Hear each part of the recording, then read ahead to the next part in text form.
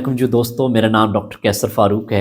मैं कंसल्टेंट फ़िज़िशियन हूँ। मैं MBBS, FCPS medicine, MRCP UK और मेरी सेकंड स्पेशलाइज़ेशन रोमेटोलॉजी में है। तो आज मैं दोस्तों आपसे बात करता हूँ कि एक HbA1c टेस्ट होता है, कि इसकी क्या वैल्यू है, क्या सिग्निफिकेंस है और आया कि ये कोई बहुत ही ऑथेंटिक टेस्ट है या इसके ऊपर कौन-सी चीज़ें अफ़ेक्ट कर सकती हैं जिससे ये ख़राब हो सकता है और आपके लेवल्स क्या-क्या इंडिकेट करते हैं। बहुत सारे पेशेंट में होता है कि वो अपनी नॉर्मल शुगर लेवल नहीं चेक करते फास्टिंग रैंडम, वो सिर्फ एक 3 माह बाद अपना टेस्ट करवा लेते हैं HbA1c का, उससे उनको आइडिया हो जाता है कि उनका शुगर लेवल कंट्रोल कैसा है। लेकिन कुछ पेशेंट्स होते हैं जिनकी ये कन्फ्यूजन होती है कि जब हम टेस्ट करवाते हैं HbA1c वो तो नॉर्मल रेंज में आ रहा है, लेकिन हमारे शुगर लेवल तो बिल्कुल उसके अपोजिट है, वो तो बहुत ज़्यादा आ रहे हैं। या दूसरे पेशेंट होते हैं जिनके HbA1c बहुत ज़्यादा होता है लेकिन उनकी फास्टिंग रैंडम शुगर बेहतर आ रही होती है। तो आज मैं आपसे बात करूंगा कि HbA1c क्या टेस्ट है, इसकी क्या वैल्यूज़ होनी चाहिए और इसके ऊपर कौन-कौन से फैक्टर्स हैं जो HbA1c पे अफेक्ट करते हैं। HbA1c दोस्तों एक 3 माह का शुगर का एवरेज टेस्ट है, जो कि मैंने पिछली वीडियो में भी आप लोगों को बताया था कि ये बेसिकली शुगर लेवल जो अटैच होते हैं आपके रेड ब्लड सेल्स के साथ जिसमें हीमोग्लोबिन शामिल है, तो उसकी जो एवरेज हमारे पास अमाउंट मिलती है, क्योंकि जो रेड ब्लड सेल्स हैं उनकी लाइफ अराउंड 90 डेज़ होती है। तो जो 90 दिन उनकी लाइफ है, तो उसकी वजह से हम HbA1c भी 3 माह बाद करते हैं या 90 डेज़ के बाद करते हैं। ये टेस्ट शुगर की एवरेज वैल्यूज़ बताता है कि आपके पिछले 3 माह में कैसे वैल्यूज़ रहे हैं।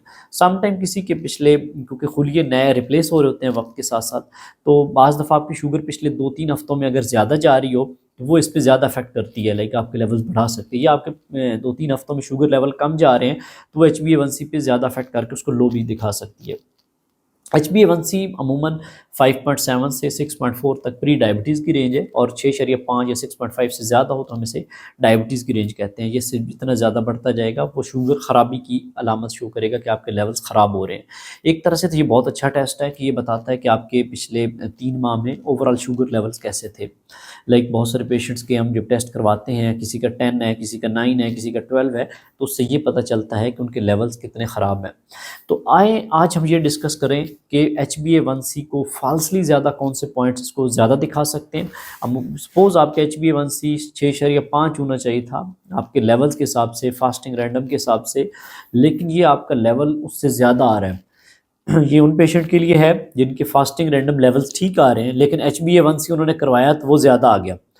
उन्होंने डॉक्टर को कहा, जी डॉक्टर साहब ये मेरे लेवल्स तो ज़्यादा आ रहे हैं, आपका तो डाइट प्लान या आपकी तो मेडिसिन मेरे पे अफेक्ट ही नहीं कर रही, मेरा तो लेवल ख़राब आ रहे हैं। तो इसकी कुछ वजूहात हैं जो कि डॉक्टर हज़रात को भी जानना चाहिए और पेशेंट की मालूमात के लिए भी ज़रूरी है। अगर आपके अंदर कुछ जो खुलिये हैं ब्लड के, वो आपके उनकी लाइफ ज़्यादा हो जाएगी या उनके अंदर प्रॉब्लम्स आएंगे, तो आपके HbA1c भी अफेक्ट पड़ सकते हैं। अगर आपके अंदर B12 या फॉलिक एसिड की कमी है या आयरन की कमी है, तो इसकी वजह से भी HbA1c फाल्सली ज़्यादा आ सकता है। वैसे वो नॉर्मल होगा लेकिन वैसे फाल्सली ज़्यादा इस वजह से आ सकेगा। B12, फोलिक एसिड या आयरन की कमी की वजह से भी आपका HbA1c ज़्यादा हो सकता है। इसके अलावा कुछ पेशेंट्स में अगर उनके जो स्टडीज़ में है कि अगर आपके ट्राइग्लिसराइड्स 1750 से ज़्यादा हैं, तो वो भी आपके HbA1c को फाल्सली ज़्यादा दिखा सकते हैं। इसके अलावा बिलिरुबिन एक टेस्ट होता है जो कि लिवर फंक्शन टेस्ट के अंदर शामिल होता है, जो यरकान के बारे में बताता है कि पीलापन भाई कितना है आपकी बॉडी में। तो अगर वो 20 से ज़्यादा है, जो स्टडीज़ में है कि 20 से ज़्यादा, तो वो भी आपका HbA1c पे अफेक्ट कर सकता है।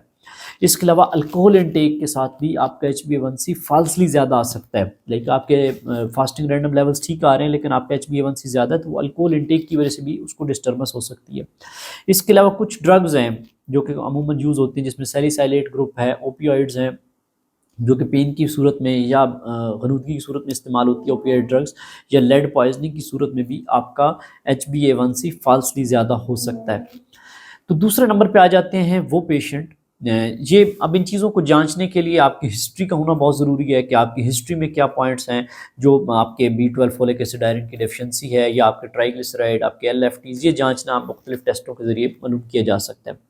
इसके अलावा दूसरी कैटेगरी आ जाती है उन पेशेंट्स की जिनका शुगर लेवल तो बहुत ज़्यादा है लेकिन HbA1c उनका बेहतर है, यानी फाल्सली लो हो गया, उनके लेवल्स 200, 250, 300 आ रहे हैं, HbA1c करवाया तो वो आ गया जी 5.8। अब लेवल ज़्यादा, डॉक्टर साहब शुगर ज़्यादा आ रही है, मीटर पे चेक किया, मीटर पे कहीं ख़राबी है, मीटर को बार बार वेरीफाई कर लिया, लैब से चेक करा लिया, लेकिन लेवल ज़्यादा आ रहे हैं। लेकिन HbA1c जो करवाया है वो लो आ रहा है। तो अब HbA1c फाल्सली लो होने की क्या रीजंस है? एक तो ये है कि अगर आपका ब्लड लॉस हो, लाइक कोई चोट वगैरह लगे, अगर आपकी ब्लीडिंग हो, तो उसकी वजह से भी आपका अनीमिया जो ब्लड लॉस की वजह से होता है, उसके साथ आपका फाल्सली लो HbA1c हो सकता है। इसके अलावा कुछ पेशेंट्स में तिल्ली का साइज़ बढ़ जाए, जैसे हम स्प्लीन कहते हैं, स्प्लीनोमेगैली की वजह से भी अमूमन जो इसमें CLD क्रोनिक लिवर डिजीज़ के पेशेंट्स होते हैं उनमें तिल्ली बढ़ जाती है, और बहुत सारी वजूहत होती हैं जिनमें तिल्ली का साइज़ बढ़ जाए, तो उसके साथ भी HbA1c फाल्सली लो हो सकता है। इसके अलावा कुछ अनीमियाज़ हैं स्पेशली जो कि ब्लड डिसऑर्डर्स की वजह से होते हैं, जिन्हें हम हीमोलिटिक अनीमिया कहते हैं, तो उनमें भी फाल्सली लो हो सकता है HbA1c। इसके अलावा प्रेगनेंसी में HbA1c की कोई उतनी ज़्यादा सिग्निफिकेंस नहीं समटाइम समझी जाती, क्योंकि उसमें फाल्सली लो वैसे ही आना है, तो इसलिए उसमें ओरल ग्लूकोज टॉलरेंस टेस्ट या फास्टिंग रैंडम शुगर के हवाले से हम आइडिया लगाते हैं कि वाकई में शुगर लेवल्स कैसे आ रहे हैं। प्रेगनेंसी में भी खुलियों पे इफेक्ट पड़ता है, जिसकी वजह से फाल्सली लो हो सकता है आपका HbA1c। इसके अलावा एंड स्टेज रीनल डिजीज़, यानी कि किसी को दायमी गुर्दे की बीमारी है, तो उनमें भी कोई ज़्यादा वैल्यू HbA1c की अच्छी नहीं पता चलेगी, बल्कि वो लो हो सकती है। तो इसके अलावा कुछ ड्रग्स हैं जो कि बहुत कॉमन यूज़ भी होती हैं, जिसमें सबसे कॉमन एक विटामिन ई की ड्रग है, जिसमें एवियन का कैप्सूल आता है, वो आपका HbA1c को अफेक्ट कर सकता है, जिसकी वजह से फाल्सली लो आ सकता है आपका HbA1c। इसके अलावा कुछ हेपेटाइटिस की ड्रग्स हैं, जिसमें रिबाविरिन है या इंटरफेरॉन है, ये हेपेटाइटिस के वायरस जो होती है उसके ट्रीटमेंट में इस्तेमाल होती हैं, ये भी HbA1c को अफेक्ट कर सकती है फाल्सली लो करने में। इसके अलावा कुछ एंटीबायोटिक्स हैं, लाइक जिसमें सेफ्लोस्पोरिन ग्रुप है, सेफ्लोस्पोरिन में सेफ्स्पैन या इस तरह की जो दवाइयाँ आती हैं, सेफिक्सीम फार्मूला है, और बहुत सारे इसमें साल्ट्स आते हैं, वो आपके HbA1c को अफेक्ट कर सकते हैं, लाइक फाल्सली लो रख सकते हैं। इसमें लीवोफ्लॉक्सासिन क्विनोलोन्स ग्रुप है जो, और पेनिसिलिन है, ये सारे आपके HbA1c को ख़राब कर सकते हैं। तो इसलिए ये बहुत ज़रूरी है कि जब भी आप HbA1c को इंटरप्रेट करें तो उसमें प्रॉपर हिस्ट्री को देखें, अपनी फास्टिंग रैंडम शुगर्स को देखें, और एक HbA1c आपकी मुकम्मल शुगर की जानकारी के लिए बाज़ दफ़ा सही नहीं हो सकता, उसके ऊपर भी बहुत सारे वेरिएबल्स हैं जो उसको ख़राब कर सकते हैं।